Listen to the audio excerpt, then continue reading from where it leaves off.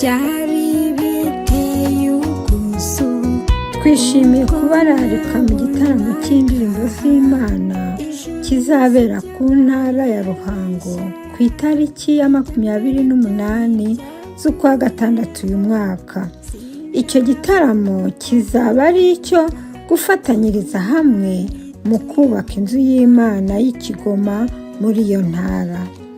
Amakorali azakora icyo gitaramo ni Mr na Mrs Masereka, ari bo Harold na Sophie, bazaba baturutse mu gihugu cyo mu Bwongereza. Amarira azarangira, gupfusha nabyo biveho.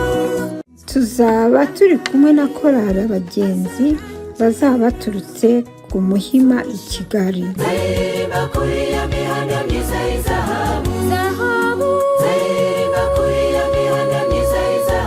Ndetse tuzaba turi kumwe na korali Intwari za Kristo baturutse i Kigombe i Musanze.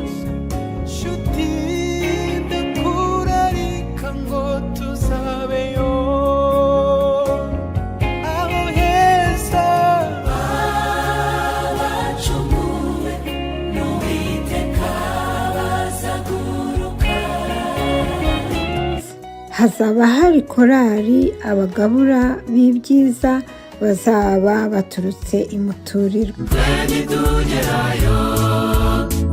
Turi kumwe na Yesu aturi hagati wese, aya majwi meza turirimba tukazayaririmbayo, n'ukuri ni byiza ndabikwifurije.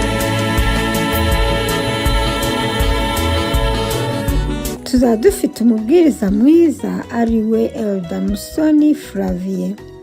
Insanganyamatsiko y'uwo munsi iravuga ngo twubake inzu y'Imana dutahe ijuru vuba. Amateraniro yo kuramya azatangira bisanzwe saa 2 kugeza saa 6. Igitaramo gitangire saa 8 kugeza saa 11. Kwifatanya natwe uwo munsi ni iby'igiciro cyinshi. Turasaba buri wese kuzararika abashyitsi. Turabamenyesha kandi ko icyo gitaramo kizerekanwa ku nkoranyambaga ariyo YouTube. Imana ikomeze kubarinda no kubaha umugisha. Murakoze.